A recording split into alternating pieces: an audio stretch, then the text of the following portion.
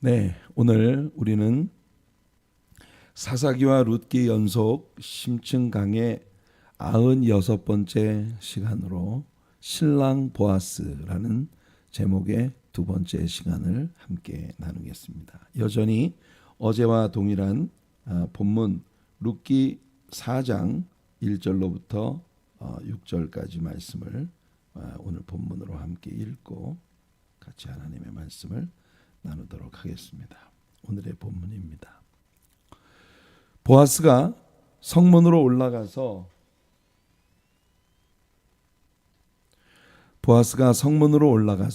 거기 앉아 있더니 마침 보아스가 말하던 기업 물을 자가 지나가는지라.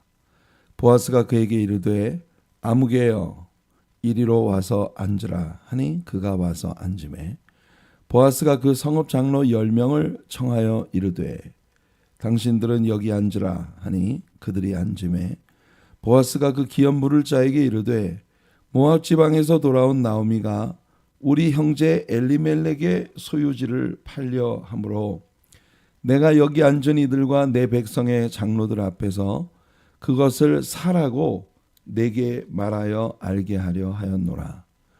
만일 내가 물으려면 물으려니와 만일 내가 물으지 아니하려거든 내게 고하여 알게 하라. 내 다음은 나요 그 외에는 물을 자가 없느니라 하니 그가 이르되 내가 물으리라 하는지라. 보아스가 이르되 내가 나오미의 손에서 그 밭을 사는 날에 곧 죽은 자의 아내 모압 여인 룻에게서 사서 그 죽은 자의 기업을 그의 이름으로 세워야 할지니라 하니 그 기업 물을 자가 이르되 나는 내 기업에 손해가 있을까 하여 나를 위하여 물으지 못하노니 내가 물을 것을 네가 물으라. 나는 물으지 못하겠노라 하는지라. 자, 토지 무르기 혹은 기업 무르기, kinsman redemption이라고 하는 이 친족 구원의 권리가 보아스보다 더 가까이 있었던 근족이 그것을 포기함으로 말미암아 보아스에게로 이양되어진 장면을 우리가 읽었습니다. 자, 우리가 kinsman redemption, 친족 구원이라고 말을 할 때에 이 redemption, 구속이라고 하는 구원, 친족 구원, 구속이라는 이 redemption, 보통 구속이라고 번역이 되는 이 redemption이라고 하는 단어의 의미가 뭔가? 히브리 말로 친족, 이 redemption, 히브리 말로 redemption은 가알입니다. 가알. 그 히브리 사람들의 그 계대 결혼, 우리가 이 친족 구원에 대해 이야기할 때 세트로 함께 따라왔던 친족 결혼, 아니 뭐죠? 계대 결혼. 이 계대 결혼이라고 하는 것은 이 가알이라고 하는 말로부터 왔어요. 고엘이라고 하는 이게 계대 결혼이거든요. 형이 자식을 낳지 못한 채 죽었으면 동생이 그 형수에게 장가를 가서 형을 대신하여 자녀를 낳아 죽은 형의 이름이 이 땅에서 사라지지 않게 해주는 그런 그 죽은 형의 이름을 대대로 물려가고 죽은 형에게 주어진 그런 유산을 그 죽은 자의 이름으로 그 자녀에게 주어서 죽은 형의 그 장자의 권리가 유지되게 만들어주는 그런 역할이죠. 가알이라고 하는 말과 고엘이라고 하는 말은 모음만 틀려요. 네. 기멜이라는 알파벳에다가 고엘, 알렙의 모음만 다릅니다. 고엘. 이 고엘이라고 하는 것이 바로 그 장자의 birthright을 끊어지지 않도록 지켜가는 그런 율법이에요. 고엘 제도. 그래서 여러분들 혹시 들어보셨는지 모르겠습니다. 고엘 제도라고 이렇게 말을 합니다. 이 redemption이라고 하는 말의 문자적인 뜻은, 이 가알이라고 하는 단어의 문자적인 뜻은 to set free by paying a price. 대가를 지불하고 대가를 지불함으로써 자유하게 하는 거. set free. 대가를 지불해 줌으로, 대신 대가를 지불해 줌으로써 이 사람이 어떤 결박, 어떤 구속, 어떤 것에 구속되었던 그것을 풀어주는 겁니다. 그게 킨스맨 리뎀션이라고 말할 때 가알이라고 하는 이 리뎀션이라는 단어가 가지고 있는 의미예요. 대가를 대신 지불해주고 자유를 주는 그런 일입니다. 지금 나오미와 루시 케이스를 보면 엘리멜렉이 그 베들레헴에 가지고 있었던 재산을 정리를 하고 모압 땅으로 내려갔거나, 아니면 만일 엘리멜렉의 재산으로 베들레헴 땅에 그 기업이, 땅이 그냥 남아 있었다면 그 땅에 일종의 모기지가 있는 상태인 거죠. 그러니까 결박되어 있는 겁니다. 그 엘리멜렉의 죽음과 함께 장자인 말론에게 자연스럽게 이 모든 모기지가 이양이 되었거나, 아니면 이 땅을 팔아버려서 남의 것이 되어버린 그런 상태로 이제 다시 이들이 돌아왔거나. 근데 이제 말론이 모든 값을 지불해야 했는데 말론도 죽었어요.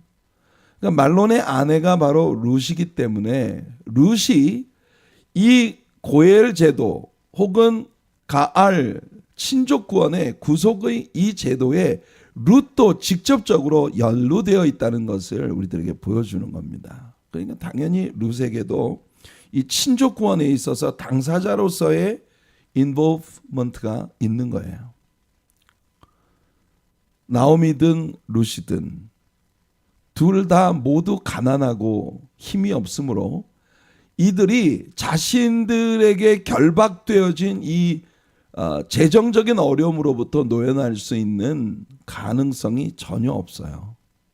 그러니까 누군가가 대신 그 대가를 지불해 줌으로써 이 사람들을 to set free, 자유롭게 만들어 주어야 할 필요가 있는 이런 상황이 된 것이죠. 이걸 이제 가까운 근족인 보아스가 이 일을 해줄 마음을 가지고 있는데, 안타깝게도 이들에게는 보아스보다도 더 가까운 근족이 하나 있었다. 자, 이 구속이라고 하는 단어가 가알 혹은 고엘 제도라고 하는 개념에서는 누군가가 대신 대가를 지불하고 이 사람들에게 자유를 주는 그런 의미를 문자적으로 갖고 있습니다만, 영적인 차원에서 이 리뎀션, 구속이라고 하는 제도를, 가알이라고 하는 이 제도를 영적인 의미에서 우리가 해석할 때, 세상에 태어난 모든 사람들은 아담의 후손으로 이 땅에 태어나면서 죄와 사탄의 결박 아래 놓여 있는 채로 이 땅에 태어났다. 그것이 인생의 문제입니다. 죄와 사탄의 결박 아래 놓여 있는 우리들. 이런 우리들에게 대가를 지불함으로써 자유함을 줄 수 있는 누군가가 우리에게 필요해요. 왜 그러냐면 인생은 어느 누구도 자신의 죄 문제를 스스로 해결할 수 없기 때문입니다. 그래서 이 일에 대하여 바울 사도가 에베소서 2장에서 말합니다. 그때 너희는 그 가운데 행하여, 그때라고 하는 건 뭐예요? 우리가 아직 구원받기 이전입니다. 구원받기 이전에 너희는 그 가운데에서 사탄의 영향력 아래 있는 모든 죄 가운데 행하여 이 세상 풍조를 따르고 공중의 권세 잡은 자를 따랐으니, 공중 권세 잡은 자가 누구예요? 바로 사탄이죠. 사탄을 추종하던 우리들이에요. 지금 불순종의 아들들 가운데 역사하는 영이라. 지금도 이 사탄은 세상의 임금, 세상의 지배자로서 이 세상에 예수 없이 살아가는 많은 영혼들의 주인 노릇을 하고 있는 그런 존재가 바로 사탄인 것입니다. 전에는 우리도 다 그 가운데에서 그 가운데에서 우리 육체의 욕심을 따라 지내며, 우리가 영적으로 거듭나지 못하면, 구속되지 못하면 오직 육체의 욕심을 따라 살아갈 뿐이죠. 오직 육체와 마음이 원하는 것을 하여 다른 이들과 같이 본질상 진노의 자녀였더니, 진노의 자녀, 본질상, in nature, 우리의 본성상, 우리의 본성이 우리가 진노를 받을 그런 사탄의 자식이었다. 이게 예수를 믿기 이전의 우리들의 모습이었습니다. 우리가 예전에 죄와 사탄에게 결박되었던 존재라고 이야기를 하면 누구나 기분이 나빠요. 그래서 왜 우리가 사탄에게 무슨 죄를 지고 무슨 사탄에게 결박을 당할 만큼 그런 문제가 우리들한테 뭐가 있느냐라고 항변하고 싶을 거예요. 사실 예수님께서 당시의 종교 지도자들에게 말씀을 하실 때 그들도 동일한 반응을 보였거든요. 보세요. 요한복음 8장 33절을 보시면 그들이 대답하되, 예수님께서 성령이 오시면 성령이 너희를 자유케 하리라. 그는 진리의 영이라. 너희가 진리를 알지니 진리가 너희를 자유케 하리라 말씀하셨어요. 그러니까 종교 지도자들이 예수님께 대답합니다. 우리가 아브라함의 자손이라. 우리는 아브라함의 후손이야. 남의 종이 된 적이 없거늘. 여러분, 이스라엘 사람들이 역사 가운데 남의 종 노릇을 한 게 얼마나 많았습니까? 역사 가운데 400년 동안 애굽에 종살이 했죠. 종살이에서 나와가지고 출애굽을 해서 가나안 땅에 들어갔습니다. 가나안 땅에 들어가고 난 다음에 이스라엘이 남북 왕조로 나뉘어지고, 북왕조는 아수르에게 멸망을 당하고 남왕조는 바벨론에게 멸망을 당합니다. 그 북왕조 이스라엘과 남왕조 유다가 완전히 멸망을 당하기 이전에도 끊임없이 그들을 공격해오는, 예수님, 우리 하나님 경고하셨어요. 너희들이 아말렉 족속을 완전히 선별하지 않으면 그 아말렉 족속이 대대로 너희들 옆구리를 찌르는 가시로 너희들 옆에 남아있을 것이야. 그런데 그들이 순종하지 않고 이 아말렉 족속들을 그들 곁에 남겨두었거든요. 끊임없이 모압 족속, 암몬 족속, 또 동방 족속, 브리스 족속, 히위 족속, 헷 족속, 길가스 족속, 여부스 족속, 가나안의 7 족속들이 끊임없이 이스라엘을 괴롭히는, 그래서 그들에게 조공을 바치고 몇 년씩 그들이 종살이를 하던 그런 시기가 바로 지금 우리가 공부하고 있는 이 룻기도 사사시대에 벌어진 일이잖아요. 그죠? 그래서 그 사사시대에 그렇게 끊임없이 남의 종노릇을 하고 있었던 그런 그들이었어요. 게다가 아까도 말씀드린 것처럼 북이스라엘은 아수르에, 남유다는 바벨론에 완전히 종으로 끌려가서 70년 동안 바벨론 유수를 경험해야 했던 그런 시간들이 있었어요. 그런데 이 사람들은요, 자신들의 지난 과거의 나쁜 거는 아주 깨끗이 잊어버리나 봐요. 나쁜 거는 깨끗이 잊어버리고 자기들이 아브라함의 후손이라는 자존감 때문에 우리는 한 번도 남의 종살이를 해본 적이 없다, 이렇게 주장을 하고 있네요. 어찌하여 우리 보고 자유롭게 되리라 하느냐. 진리가 너희를 자유케 하리라. 왜 우리가 자유로워져야 돼? 우리는 한 번도 종살이 한 적이 없는데. 그렇게 항변합니다. 예수께서 대답하시되 진실로 진실로 너희에게 이르노니 죄를 범하는 자마다 죄의 종이라. 너희가 하나님 앞에서 나는 한 번도 결박된 적이 없다고 말하지만 너희들은 다 죄인이야. 죄를 짓는 자마다 다 죄의 종노릇을 하는 것이다. 우리가 죄와 사탄의 결박 아래 있음을 부정한다고 해서 부정되어지는 것이 아닙니다. 아무리 나는 결박되지 않아서 나는 종이 아니야, 난 사탄의 종이 아니야, 그렇게 내가 항변한다고 해서 우리의 상황이 바뀌어지는 것은 절대 아니다. 이 상황이 바뀌어질 수 있는 유일한 방법은 누군가가 이 페널티를 지불해 줘야 된다는 거예요. 죄의 종이 되었는데 이 죄의 종으로부터 자유함을 얻을 수 있는 이 페널티를, 대가를 누군가, 죄의 삭스를 지불해 줘야 된다는 거예요.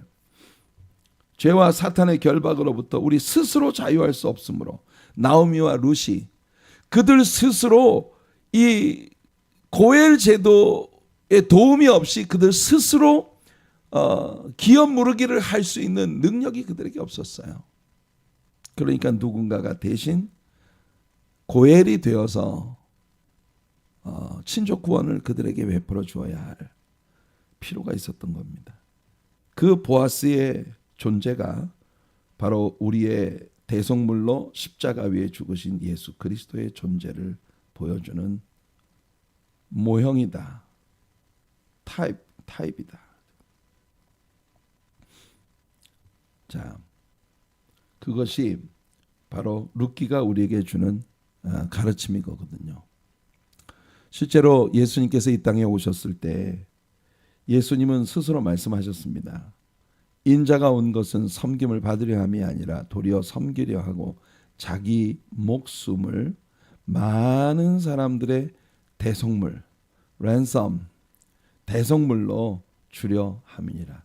예수님은 십자가에 못 박혀 죽으심으로써 그의 목숨을, 그의 생명을 많은 사람들을 위한 대속물로 제공하시기 위하여 이 땅에 오셨다는 것입니다. 그것이 예수님이 스스로 선언하신 예수님의 선언이었어요.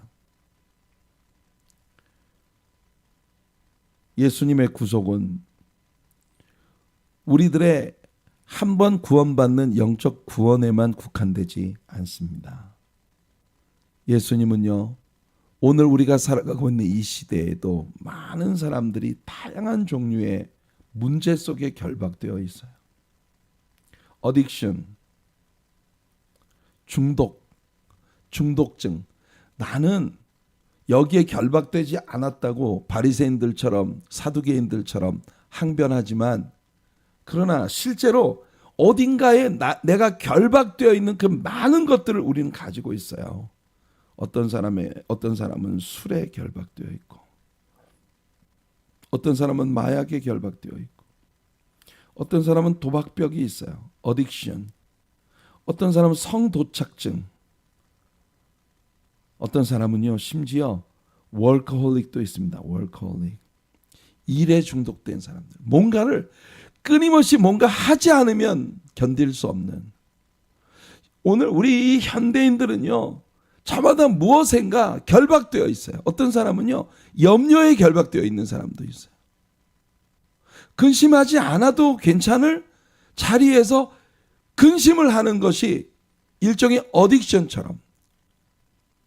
그러니까 굉장히 다양한 종류의 어딕션이 오늘날 우리 인생을 사로잡고 있습니다. 여러분, 우리는 이것을 다 부정하고 싶지만, 그러나 우리들 모두가 다 무엇인가 결박되어 살고 있고, 우리는 구속이 필요합니다. 리뎀션, 구속이 필요해요. 우리는 모두 예수님이 필요합니다. 십자가 위에 피 흘려 죽으신 예수 그리스도의 영원한 죄로부터의 대속, 그것으로 끝나는 게 아니라 오늘 우리들의 현실적인 생활 가운데에서 우리는 다양한 종류의 어딕션에 결박되어 있는 사람들이기 때문에 우리는 끊임없이 예수님이 필요한 사람들이에요. 진정한 자유는 오직 예수님께로부터 옵니다. 진정한 자유가 오직 예수님께로부터만 올 수 있다는 걸 예수님이 직접 선언하셨어요. 36절에 그러므로 아들이 너희를 자유롭게 하면 너희가 참으로 자유로우리라. 여러분, 돈 가지고도 안 되고 세상의 어떤 권력 가지고도 안 되고 이 세상에서 내가 쌓은 어떤 재력 가지고도 안 되고 인력 가지고도 안 됩니다. 오직 아들이, 성자 예수님이, 오직 성자 예수님이 우리를 자유롭게 하실 때 우리가 참으로 자유로워지는 거예요. 친족 구원자가 절실하게 필요했던 룻과 나오미의 문제는 오늘날의 모든 인생들에게 구속이 필요하다는 걸 보여주는 너무나 중요한 모형적인 그림자입니다. 그래서 우리는 룻기를 공부하는 겁니다. 룻기는 구속의 로망스예요. 구속의 로망스. 보아스와 룻의 아름다운 사랑 이야기. 그 사랑 이야기가 룻과 나오미가 상실해버린 모든 것들을 일거이 영원히 회복시켜 줄 수 있는 아름다운 역사로 가는 것.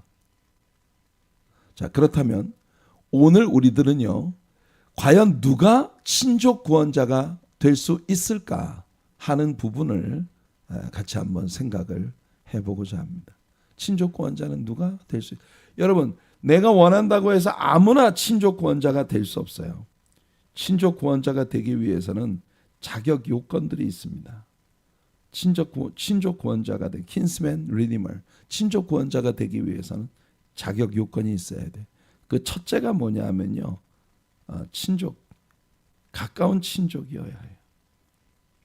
close relative, 가까운 친척이어야 해요. 그래야 이 사람이 친족 구원을 할 수 있는 자격이 주어지는 거예요.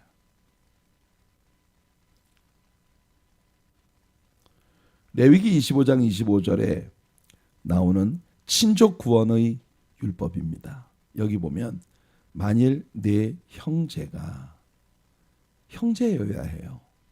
이 사람을 내 형제다라고 부를 수 있는 brother 혹은 relatives, 친족이어야만 일단 토지 무르기를 할 수 있는 자격이 부여되는 겁니다. 그의 기업 중에서 얼마를 팔았으면 그에게 가까운 기업 물을 자가 와서 그에게 가까운 형제여야 합니다. 가까운 친족이어야 해요. 그의 형제가 판 것을 물을 것이요. 자, 이 부분이 보아스에게 있어서 상당히 장애가 되는 부분이에요. close relatives, 가까운 친족이어야 하는데 사실상 보아스보다 더 가까운 친족이 한 명 있었다는 겁니다. 보아스보다 더 가까운 근족이 존재하고 있었어요. 이게 보아스가 기업 무르기를 하는 데 있어서 아주 중요한 문제입니다. 자, 보아스가 말하죠. 이게 룻이 보아스에게로 왔던 그 밤, 보아스가 룻에게 말합니다. 참으로 나는 기업을 물을 자이나 내가 킨스맨 리디머의 자격이 있다. 가까운 근족이긴 해. 그런데 기업 무르기를 하는 일에 있어서 나보다 더 가까운 사람이 있다. 이 밤에 여기서 머무르라. 아침에 그가 기업 물을 자의 책임을 내게 이행하면 좋으니 그가 그 기업 물을 자의 책임을 행할 것이니라. 보아스는 여기서 룻에 대한 이기적 욕심으로 이 일을 하려고 하는 게 아니라는 걸 분명히 합니다. 룻에 대한 진정한 사랑 때문에 너의 친족 구원이 반드시 이루어지기를 나는 바라는데 나보다 먼저 권리를 주장할 수 있는 사람이 하나가 더 있으니 그가 만일 그 일을 행하면 다행이지만 그가 기업 물을 자의 책임을 내게 이행하기를 기뻐하지 아니한다면 여호와께서 살아계심을 두고 맹세하노니 내가 기업 물을 자의 책임을 내게 이행하리라. 아침까지 누워 있을지니라 하는지라. 우리가 룻기 3장에서 룻이 보아스에게로 갔을 때 보아스가 해주었던 이 이야기를 기억합니다. 그래서 오늘 우리가 읽은 본문에서 보아스는요, 이른 새벽부터 일찍이 움직여 이 일을 수행하고자 하는 것이죠. 우리의 가까운 친족이 되시기 위해 예수님께서 무엇을 하셨습니까? 그가 우리와 동일한 혈과 육을 가진 사람으로 오셨다. became flesh. 이걸 우리가 incarnation, 화육하셨다, 이렇게 말합니다. 육체가 되셨다. 육체를 입고 이 땅에 오셨다. 예수님이 하나님이시면서도 하나님이신 예수님이 우리와 동등한 육체를 가진 우리와 동일한 인간이라는 존재로 우리 가운데 오신 이유, 인카네이션, 화육하셔서 우리에게 오신 이유, 그것은요, 우리의 친척이 되시기 위함입니다. 예수님이 하나님의 보좌 위에 하나님으로서 남아 계신 한 예수님은 우리의 친족 구원을 위해 자격이 없으세요. 예수님은 우리의 친족 구원자, 가까운 근족으로서 우리의 죄 문제를 해결해 주시기 위한 그런 구속자가 되시려고 우리와 동일한 육체를 입으시고 이 땅에 오신 겁니다. 예수님이 육체를 입으시고 이 땅에 오셨다는 것은 복음서 안에서 예수님이 행로에 고나기도 하고 가슴 아픈 일을 보면 눈물을 흘리시기도 하고 또 배가 고프기도 하고 시장기를 느끼시기도 하고 이런 일들을 통해서, 그리고 십자가에 못 박혀 죽으실 때 그것이 예수님에게도 끔찍한 아픔이었다는 걸 히브리서 기자가 히브리서 12장에서 우리에게 들려주고 있죠. 이런 모든 정황들이 예수님이 우리와 동일한 육체를 가진 인간으로 오셨다. 예수님은 우리와 동일한 인간으로 오셨는데 동시에 하나님이시다. 그러니까 신인, perfect man, perfect God. 하나님이 완전하신 하나님이며 완전한 사람. 이 두 가지 면을 동시에 갖고 계시기 때문에 그는 우리의 죄를 구속할 자격이 있으신 거예요. 그런데 그런 관점에서 우리가 볼 때에 예수 그리스도가 우리의 친척이 되기 위해 혈과 육을 지닌 자녀들은 혈과 육에 속하였음에 그도 또한 같은 모양으로 혈과 육을 함께 지니심은, 이게 예수님의 인카네이션에 대한 히브리서 기자의 설명이에요. 우리가 혈과 육을 가진 자들이기 때문에 예수님도 같은 모양으로 혈과 육을 함께 지니신 육체를 입고 오셨다는 겁니다. 죽음을 통하여 죽음의 세력을 잡은 자 곧 마귀를 멸하시며, 보세요. 죽음의 세력을 잡은 자, 아까 보아스가 그랬죠. 나보다 가까운 근족이 있다. 우리 예수님보다 가까운 근족 행세를 할 수 있는 자가 있었어요. 그게 누굽니까? 죽음의 세력을 잡은 자 곧 마귀입니다. 여러분, 아담과 하와가 하나님께서 그들에게 주신 하나님의 모든 피조물들을 관리할 수 있는 그런 authority, 권세를 사탄에게 팔아넘겨 버렸어요. 붉은 죽 한 그릇에 장자의 권리를 팔아넘겼던 에서처럼 아담과 하와는 그 선악과를 먹기 위해서 하나님께서 그들에게 주셨던 모든 하나님의 피조물들을 관리하고 그것들을 통해 하나님께 영광을 돌려드릴 그런 authority, 권세를 마귀에게 팔아넘긴 거예요. 그래서 죽음의 세력을 잡은 자 마귀의 문제가 예수님의 구속에 있어서 굉장한 걸림돌입니다. 그러나 여러분, 룻과 나오미의 이 고엘이 되어주기를 거절했던 그 가까운 근족처럼 마귀는요 절대 우리들에게 관심이 없어요. 예수님이 우리에게 들려주신 비유가 있어요. 그게 뭐냐? 마귀가 한 사람에게서 나갔어요. 그 다음엔 이 사람을 집으로 비유합니다. 나가서 물 없는 곳으로 다니며 쉴 곳을 구하다. 마귀는요 오직 자기 자신에 대한 이기적인 즐거움, 그게 전부예요. 인간을 아낀다거나 사랑한다거나 이런 거 없습니다. 나가서 쉴 곳을 구하다 얻지 못하자 떠났던 옛날 집으로 한번 가봐야 되겠다. 돌아와 봤더니 그 집이 깨끗이 수리되고 소재되었다. 마귀가 나가고 나니까 이 사람이 정신적인 교육, 인격적 수양 또는 종교적인 노력 뭐 이런 것들을 통해서 집을 깨끗이 수리하고 소재해 놓은 거예요.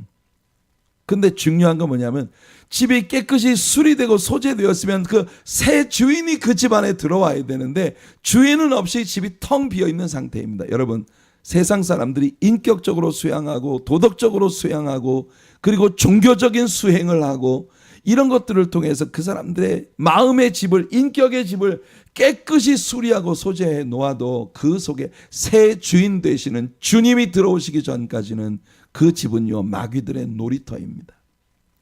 그래서 이 마귀가 야 여기 아주 지내기 좋게 됐네. 그래서 가서 자기보다 흉악한 귀신 7을 데리고 들어와 거함에 그 사람의 나중 형편이 전보다 더 심하게 되었다. 더 흉하게 되었다고 예수님 말씀하십니다. 예수님의 비유 속에 나오는 것처럼 마귀는요 사람을 사랑하지 않아요. 사람을 아끼지 않아요. 보아스는요 오직 룻을 아끼는 마음이 있었어요. 어떠한 손해가 오더라도 어떠한 손실을 입더라도 내가 이 사람의 기업 무르기를 통해서 이 사람을 구원해 줘야 되겠다. 이것이 우리를 향한 예수님의 마음입니다. 마귀는 우리들의 안전과 행복에 일체 관심 없어요. 자신에게 손해가 올까 해서 친족 구원을 거절했던 더 가까운 그 근족처럼 이게 우리들의 현실이에요. 그래서 예수님이 오셔서 죽음의 세력을 잡은 자 곧 마귀를 멸하시고 죽기를 무서워함으로 한평생 매어 종노릇하는 모든 자들을 놓아주려 하심이니. 이 예수님께서 우리의 친족 구원자로 오신 그 상황을 우리들에게 보여주고 있는 것입니다. 얼마나 큰 사랑입니까, 여러분? 예수님은요 하나님의 보좌에서 영원히 모든 권세를 누리실 수 있었어요. 그런데 그 모든 권세를 내려놓으시고 우리를 구속하기 위해 그렇게 불편하고 어렵고 낮은 자리, 우리와 동일한 모습으로 오신 것입니다. 그 다음 구속자의 또 하나의 자격은 기업 무르기를 할 능력이 있어야 된다는 거예요. 아무리 가까운 근족이라 해도 내가 이 사람을 기업 무르기를 하면 현실적으로 돈이 필요한 일이에요. 현실적으로 어떤 그 부가 필요합니다. 부. 그 부가 없으면 토지 무르기를 하고 싶어도 못하죠. 내 코가 석잔데 내가 지금 먹고 살 길이 막막한데 무슨 남을 위해서 구속을 하겠어요. 그러면 기업 무르기의 능력이 있어야 한다. 보아스는요 mighty man of wealth. 보아스라는 이름의 뜻이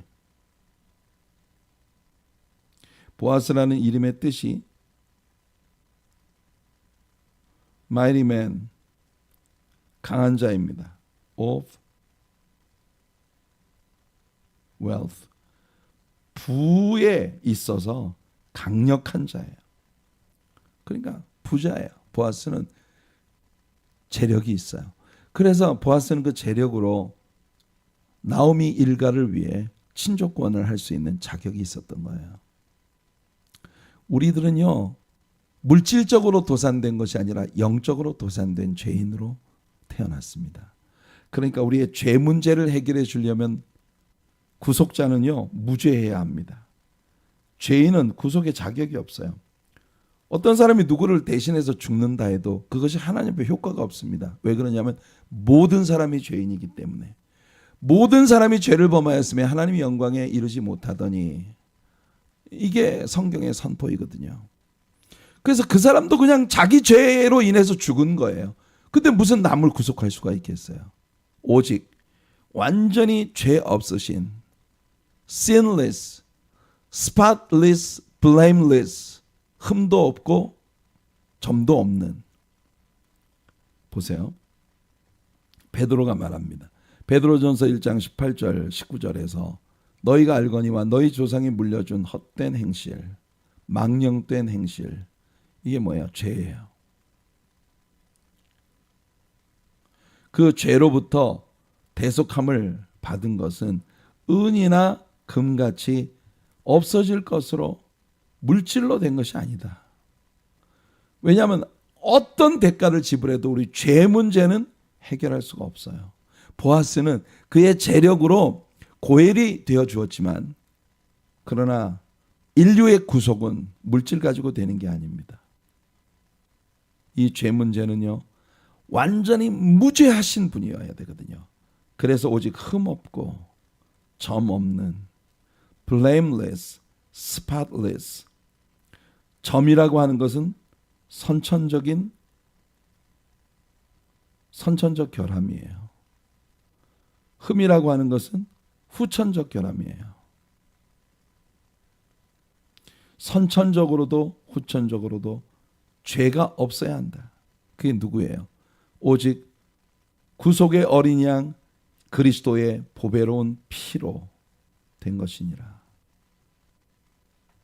후천적인 결함도 선천적인 결함도 없는 오직 한 분뿐인 구속주 예수 그리스도의 십자가의 죽으심이 저와 여러분들의 죄를 구속하시고 우리를 다시 하나님이 우리를 지으신 의로운 상태로 돌아가게 만들어주는 토지 무르기, 기업 무르기, 친족 구원, 킨스맨 리뎀션의 유일한 능력을 가지신 분이 바로 우리 예수님이시다.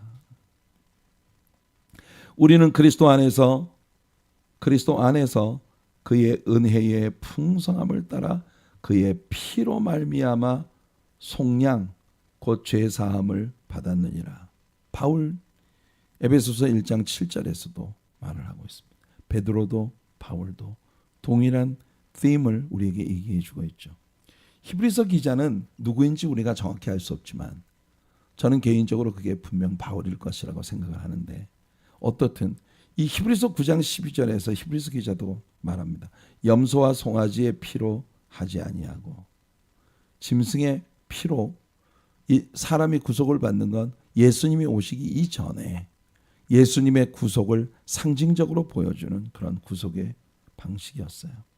오직 자신의 피로, 본인의 피로 영원한 속죄를 이루사 단번에 십자가 위에, 여러분 예수 그리스도의 십자가는 단번에 이루어진 사건입니다. One and only. 단번에 once and eternal. 단 한 번으로 영원히 구속하신 그런 구속이 하늘의 성소에 들어가신 그의 육체로 휘장을 가르시고 하늘의 지성소 하나님의 보좌 앞으로 우리가 들어갈 길을 열어주신 구속의 죽으심, 이것이 예수 그리스도의 피로 얻은 구속이라는 겁니다. 자, 그러니까 구속자는 말이에요, 가까운 친족이어야 하고 그 다음에 기업 무르기를 할 수 있는 능력이 있어야 합니다.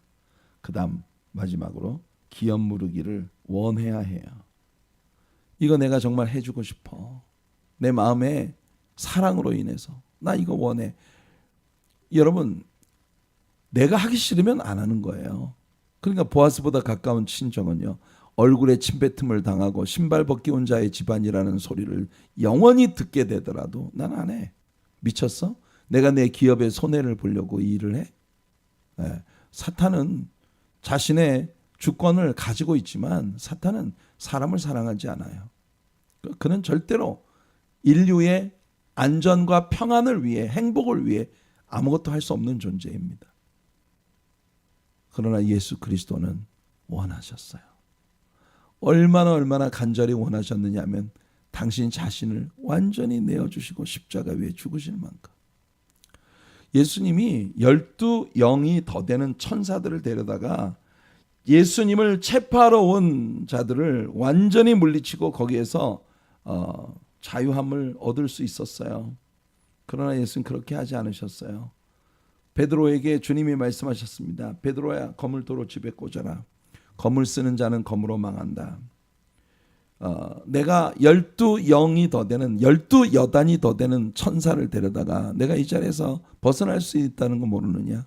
그러나 내가 그렇게 한다면 인류의 구속을 위해 십자가에 죽으려고 온 그 하나님의 의를 누가 이룰 수 있겠느냐? 예수님 말씀입니다. 예수님은요, 지독하게 우리를 사랑하셨고, 지독하게 우리를 사랑하신 예수님은 우리를 위해 무엇이든 주실 원하는 마음이 있었어요. willing to do it. 이게 중요합니다. 그가 이 일을 하고자 했다는 거죠. 자, 오늘 우리들의 적용 말씀입니다. 고린도후서 8장 9절이에요. 우리 주 예수 그리스도의 은혜를 너희가 알거니와 부요하신 이로써 너희를 위하여 가난하게 되심은 그의 가난함으로 말미암아 너희를 부요하게 하려 하심이라. 여러분, 예수님은요, 가장 초라한 곳까지 낮아지셨습니다. 예수님이 가장 초라한 곳까지 낮아지셨기 때문에 오늘날 세상 사람들은요, 예수님을 조롱하고 박해하고 예수님께 대해서 굉장히 blaspheme, 아주 참남한 그런 말들을 하죠. 오늘 세상 사람들이 예수님에 대해서 그렇게 사정없이 예수님을 짓밟고 예수님을 모욕하고 참담한 그런 말들을 하는 그 일을 예수님이 십자가에 못 박혀 죽으셨기 때문에 당하시고 계세요. 그런데 기꺼이 그렇게 되는 걸 주님은 원하셨어요. 왜냐하면 그의 가난하게 되심으로 말미암아 우리를 부요하게 하는 것이 바로 십자가의 은혜이기 때문입니다. 십자가 내 자랑 이것뿐. 하나님의 나라에 들어갈 때까지 예수 그리스도의 십자가만이 우리에게 영원한 구속을 줄 수 있는 하나님의 선물이거든요.